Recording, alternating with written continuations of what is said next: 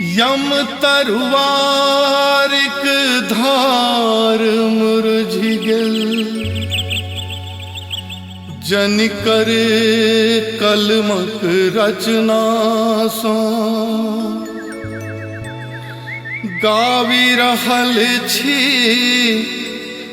गीत आइ हम,